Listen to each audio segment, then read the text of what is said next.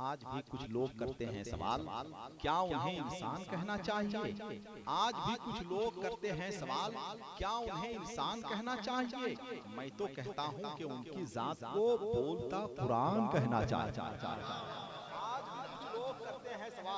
क्या उन्हें इंसान कहना चाहिए? मैं तो कहता हूं कि उनकी जात को बोलता कुरान कहना चाहिए। और जहां अगर इंसान को ये प्यारी है तो फिर उनको अपनी जान कहना, अगर इंसान को प्यारी है तो फिर उनको अपनी जान कहना चाहिए। यही वजह है कि मेरे इमाम ने कहा कि जान है इश्क़ मुस्तफा, रोज फजू करे खुदा, जिसको हो दर्द का मजा नाज़े दवा उठाए क्यों। जब आप यहाँ से घर जाएं तो घर जाने के बाद क्या करना है सुनिए। घर जाने के बाद पहले ये दायां कदम है ना, ये दायां कदम पहले घर में दाखिल करना है, बायां नहीं।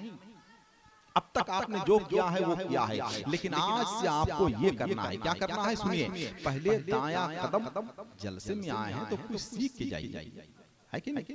मलिकुल उलमा अल्लामा ज़फरुद्दीन बिहारी अलैहिर्रहमा फरमाया करते थे कि इंसान को चाहिए कि हर दिन एक नई बात जरूर सीखे। जिस दिन उसने नई बात नहीं सीखी गोया उसने अपनी जिंदगी का एक दिन बर्बाद कर दिया। मुफ्ती साहब किबला यहाँ जलवा हुआ। ए बेटा कहाँ ऐसा कर रहे हो? ले इन तीनों बच्चों को 10-10 रुपया करके दे। ले लो बेटा, ले लो, अरे ले लो, दे दी।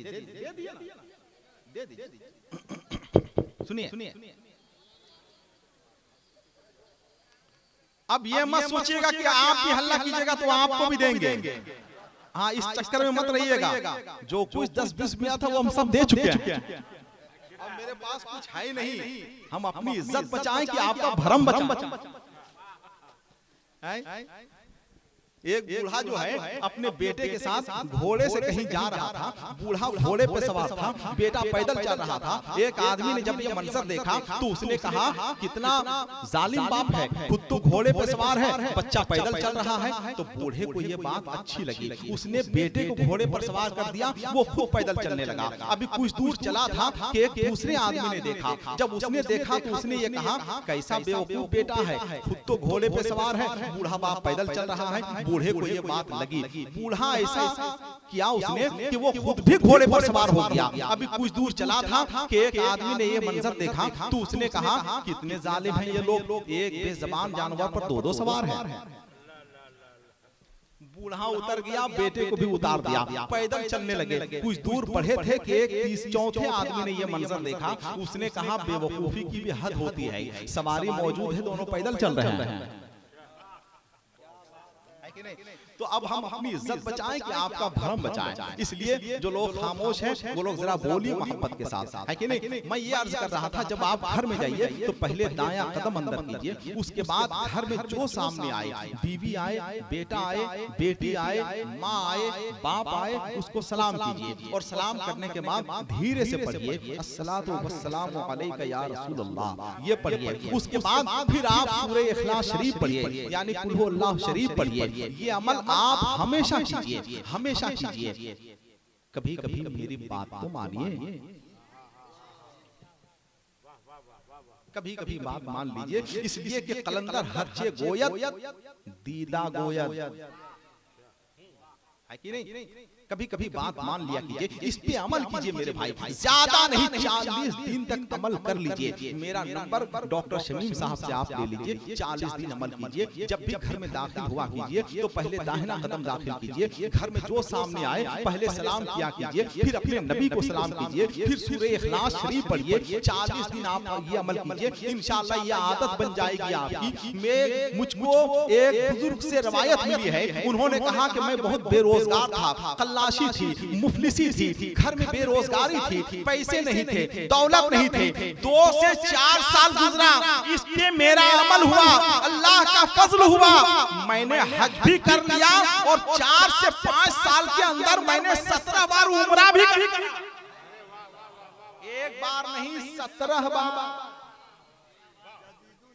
मेरे भाई करके तो देखिए मेरे भाई, कुछ तो कीजिए मेरे भाई, है कि नहीं? नमाज तो आप पढ़ते ही हैं, नमाज नहीं पढ़ते हैं तो नमाज पढ़ा कीजिए, उसके लिए अलग से जिंदगी नहीं मिलेगी आपको। मौलाना चीखते चिल्लाते मर जाएंगे, क्या फायदा होगा? इतना बड़ा जलसा हुआ है, जनाब हारून रशीद ने किया है, इतना बड़ा जलसा किया है, इतने बड़े बड़े लोगों को बुलाया है, क्यों नहीं पढ़ते हैं नमाज? ये बताइए, किसने रोका है? अब आप खुद फैसला कीजिए अपने दिल से, क्या मरने के बाद दूसरी जिंदगी मिलेगी? कभी सोइए रात को और आप तसव्वुर कीजिए मरने के बाद क्या होगा मेरे भाई।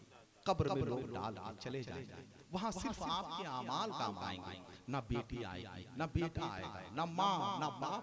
कभी तसव्वुर तो कीजिए मेरे भाई, कभी तसव्वुर तो कीजिए।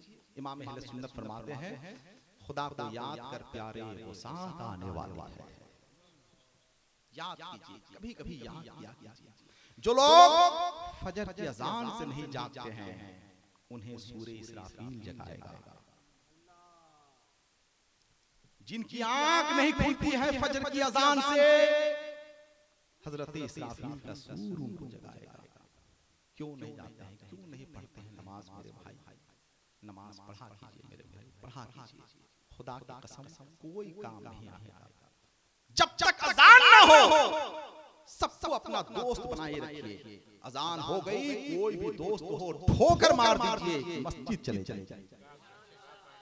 लोग कहते हैं फुर्सत नहीं मिलती है, फुर्सत नहीं मिलती है, वक्त नहीं मिलता है। खुदा की कसम, जो अल्लाह की इबादत से मुंह मोड़ लेता है उसको इतना मसरूफ कर दिया जाता है कि वो अपना काम पूरा नहीं कर पाता है। लेकिन जो खुदा की राह में मसरूफ होता है उसके वक्त में इतनी बरकत होती है कि वो अल्लाह का इबादत भी कर लेता है, अपना सारा काम भी कर लेता है। खुदा की कसम सारा काम उसका हो जाता है, सारा काम उसका हो जाता है। जब तक अजान ना हो दोस्ती ठीक है, लेकिन अजान हो गई सारी दोस्ती खत्म उससे। ये मोबाइल देख रहे हैं, मोबाइल आखिरी बात सुनिए, ये मोबाइल देख रहे हैं, मोबाइल, ये मोबाइल इसका इजाद क्यों हुआ है? आप बताइए, इसका इजाद क्यों क्या क्या है, क्यों बनाया गया है? आप बताइए क्यों क्यों बनाया गया? अरे क्यों बनाया गया? बात करने के लिए है कि नहीं? बात करने के लिए मोबाइल बनाया गया। इसमें बाद में फंक्शन कुछ ऐड कर दिए गए हैं, जैसे व्हाट्सएप है, फेसबुक है, यूट्यूब है, नेट है, इंटरनेट है, ये सबको ऐड किया गया है। मगर आप सोचिए जब फोन आता है तो सारे कनेक्शन खत्म हो जाते हैं, बात होना शुरू हो जाता है। होता है कि नहीं? अरे होता है कि नहीं? आप नेट चला रहे हैं, यूट्यूब चला रहे हैं, लेकिन चलाते चलाते अगर फोन आ गया तो सारा कनेक्शन खत्म होता है कि नहीं? ये छोटा सा आला है, ये अपने तख्लीक के मकसद को नहीं भूला। मेरे भाई, अल्लाह ने आपको क्यों पैदा किया है? अल्लाह ने पैदा किया है आपको इबादत के लिए। वमा खलक़तुल जिन्ना वल इंसा इल्ला लियअबुदून। हमने इंसान और जिन्नात को इसलिए पैदा किया कि वो हमारी इबादत। आपको मालूम होना चाहिए, जब कोई दरख्त अल्लाह के जिक्र से गाफिल होता है तो वो दरख्त काट दिया जाता है। जब कोई जानवर अल्लाह का जिक्र नहीं करता है तो वो ज़ब्ह कर दिया जाता है। हम और आप तो इंसान हैं मेरे भाई, जिसे अल्लाह ने सिर्फ और सिर्फ इबादत के लिए पैदा किया है। तहज्जुद पढ़िए, ये आपकी मर्जी है, चाश पढ़िए, इशराक पढ़िए, ये सब नमाजें तो खैर बात की बात है, मगर 5 वक्त नमाज पढ़ा कीजिए मेरे भाई, खुदा के वास्ते। जब आप नहीं पढ़ेंगे, गार्जियन होंगे तो पूरा घर कैसे पढ़ेगा? ये बताइए। कभी कब्र का तसव्वुर करते हैं या नहीं? कभी कभी कब्र का तसव्वुर कर लीजिए, कभी कभी कब्र का तसव्वुर कर लीजिए। डॉक्टर शमीम साहब, हारून भाई, अगर एक आदमी इस जलसे से नमाजी हो गया तो खुदा की कसम आपका जलसा कामयाब भी है। खुदा की कसम आपका जलसा खुदा की बारगाह में मकबूल है कि नहीं? नमाज पढ़ा एक बात। दूसरा पैगाम, बिल्कुल आखिरी पैगाम, हजरत दिलकश नाशवी आने वाले हैं अल्हम्दुलिल्लाह। जानते हैं कौन है हजरत दिलकश नाशवी? आपने सिर्फ शायद सोचा होगा, सिर्फ आपने शायद सोचा होगा। साफ सुथरी जिंदगी के मालिक अल्हम्दुलिल्लाह, हाजी भी हैं, नमाजी भी हैं, मुत्तकी हैं, परहेजगार हैं अल्हम्दुलिल्लाह। मुझको ये नहीं मालूम है कि हजरत दिलकश नाशवी तहज्जुद की नमाज पढ़ते हैं या नहीं, ये मुझको नहीं मालूम है। और जब कोई तहज्जुद की नमाज पढ़ता है तो उसका ऐलान भी करना मना है। 5 वक्त की नमाज का ऐलान कर सकते हैं कि जोहर की नमाज पढ़ने गए थे, असर की नमाज पढ़ने गए थे, तहज्जुद की नमाज के बारे में ऐलान नहीं करना चाहिए। खुद मुझको अभी 1 महीने पहले पता चला, मेरी अम्मी ने बताया कि अब्बा तहज्जुद की नमाज पढ़ते हैं। मुझको नहीं मालूम था, उसी घर में हम रहते हैं, लेकिन खुद मुझको नहीं मालूम था कि मेरे वालिद साहब तहज्जुद की नमाज पढ़ते हैं, इसलिए हम किसी के बारे में नहीं जान सकते हैं। लेकिन हजरत दिलकश नाशवी अल्हम्दुलिल्लाह एक दिन रोजे से रहते हैं, एक दिन इफ्तार करते हैं। मामूली शायर आपने सोचा है, एक दिन रोजा से रहते हैं, एक दिन इफ्तार करते हैं। हम आखिरी पैगाम आपको दे रहे हैं, कब्रिस्तान जाते हैं आप? कब्रिस्तान जब कोई जनाजा जाता है तब जाते हैं ना? नहीं, हर जुमे को कब्रिस्तान जाया कीजिए, हर जुमे को, जुमे से पहले या जुमे के बाद। अगर जुमे को फुर्सत नहीं मिले तो हफ्ते में किसी दिन भी कब्रिस्तान जाया कीजिए, एक दिन कब्रिस्तान जरूर जाइए। मेरे आका ने फरमाया कब्रिस्तान जाया करो, क्यों? इसलिए कि मौत की याद आएगी, गुनाहों से नफरत होगी, नेकियों से मोहब्बत। एक दिन निकालिए मेरे भाई, एक दिन वक्त निकालिए, कब्रिस्तान जाया कीजिए और जरूर फातिहा पढ़ा कीजिए माँ बाप के लिए। माँ बाप नहीं है तो जो मुर्दे वहाँ लेटे हैं उनके लिए फातिहा पढ़िए। आपके माँ बाप जहाँ लेटे होंगे इंशाअल्लाह अल्लाह किसी फरिश्ते का इंतजाम कर देगा, वो वहाँ फातिहा पढ़ेंगे, आप यहाँ फातिहा पढ़ दीजिए, है कि नहीं? इमाम अहले सुन्नत फरमाते हैं, आला हज़रत फरमाते हैं कि जो बेटा माँ बाप की कब्र पे फातिहा पढ़ता है उनकी भी मग़फ़िरत होती है, और उनके सदक़े अल्लाह उनकी भी मग़फ़िरत करता है जो फातिहा पढ़ने आते हैं, है कि नहीं? तो यहाँ से कुछ लेके जाइए मेरे भाई। हफ्ते में एक दिन कब्रिस्तान जाना है, खुदा के वास्ते नमाज जरूर पढ़ा कीजिए, उसके बगैर कोई चारा नहीं है, कोई गुंजाइश नहीं है। खाने काबा का तवाफ करते रहिए पूरी जिंदगी, पूरा माल लुटा दीजिए ज़कात के नाम पे, सदका करते रहिए, गरीबों को खाना खिलाते रहिए, सारा अमल कीजिए, नमाज नहीं तो कुछ भी नहीं, है कि नहीं? मैं ये चंद लम्हे तमहीदी कलिमात मैंने इसलिए बयान किया है कि हिंदुस्तान के बहुत बावकार शायर की आमद है, अल्हम्दुलिल्लाह, बहुत बावकार। हमें नाज है, फख्र है, हमारे लिए बाइसे इफ्तिखार है कि हिंदुस्तान का वो शायर हमारे इलाके में है, हमारे झारखंड की वो अमानत है, हमारे झारखंड की विरासत है, अल्हम्दुलिल्लाह, जिनकी आवाज की धमक सिर्फ हिंदुस्तान में नहीं पूरी दुनिया में महसूस की जाती है। हिंदुस्तान का वो शायर हमारे यहाँ जलवा अफरोज है और इस वक्त मिंबर नूर पे जलवाबाज हैं। हिंदुस्तान के इतने बड़े शायर से आप सुन रहे हैं, तो जो पैगाम दिया गया है उस पर आप अमल कीजिए। हजरत अलहाज दिलकश नाशवी साहब तशरीफ ला रहे हैं, फिर हुजूर मुफ्ती शफात साहब क़िबला हैं, हजरत अल्लामा मौलाना कफील साहब क़िबला हैं, इंशाअल्लाह उनसे समाअत करेंगे। जितने लोग बैठे हुए हैं जरा मोहब्बत के साथ कलमा शरीफ पढ़ते हैं कि नहीं? कलमा शरीफ पढ़ा कीजिए। ईमान की ताजगी के लिए बुजुर्गों का तरीका रहा है कि जब किसी से बात करते थे अपना चेहरा मोड़ते थे, फौरन कलमा शरीफ पढ़ते थे। कलमा शरीफ पढ़ा कीजिए ताकि ईमान में ताजगी आए। ईमान में ताजगी जरूरी है, वरना ईमान मुर्दा हो जाता है, ईमान जो है घटता बढ़ता है। ईमान आपका मजबूत कैसे होगा? जब कलमा शरीफ पढ़ेंगे तब आपका ईमान मजबूत होगा। कलमा शरीफ पढ़िए, जरा सब पढ़िए एक बार, ला इलाहा इल्लल्लाह मुहम्मदुर रसूलुल्लाह। ये कलमा शरीफ हमेशा पढ़ा कीजिए, बिस्मिल्लाह शरीफ पढ़ा कीजिए, दुरूद शरीफ पढ़ा कीजिए, आपके वक्त में बरकत होगी इंशाअल्लाह। आप अल्लाह की तरफ एक कदम, देखिए सिर्फ पानी प्यासे, सिर्फ प्यासा जो है वो समंदर के लिए नहीं भटकता है, समंदर भी तलाश करता है अपने प्यासे, समंदर भी तलाश करता है अपने प्यासे को। सिर्फ ऐसा नहीं कि प्यासा तलाश करता है कि समंदर कहाँ है हम पानी पिएंगे, समंदर भी भटकता है कि कहाँ मेरा पीने वाला है उसे हम पानी तो पिलाएं।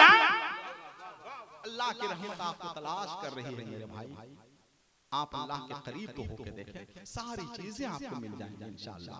आइए हिंदुस्तान के उस अजीम शायर से सुनिए अल्हम्दुलिल्लाह कि जो हमारे झारखंड की अमानत हजरत दिलकश नाशवी की शक्ल में मौजूद है। हिंदुस्तान को शायर का इस्तकबाल कीजिए, दोनों हाथ उठाइए और मोहब्बत के साथ उनका इस्तकबाल कीजिए। जरा मोहब्बत के साथ नारा लगाइए, दोनों हाथों को उठाइए, सब लोग दोनों हाथों को उठाइए। अब नारा लगाइए मेरी आवाज से, भरपूर तवानाइयों के साथ नारा लगाइए, नारे तकबीर।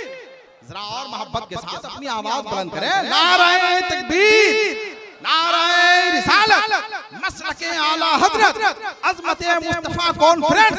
अब एक नात का मतलब सुन लीजिए कि जिगर पे जख्म लगाने की बात मत करना, जिगर पे जख्म लगाने की बात मत करना, जिगर पे जख्म लगाने की बात मत करना। मदीना जाना तो आने की बात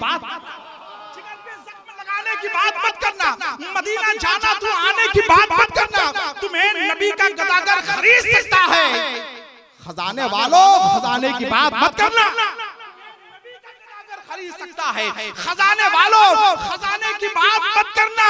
हम ही तो हैं जो कटाते हैं सरसरे मैदान, हमारे सर को झुकाने की बात मत करना।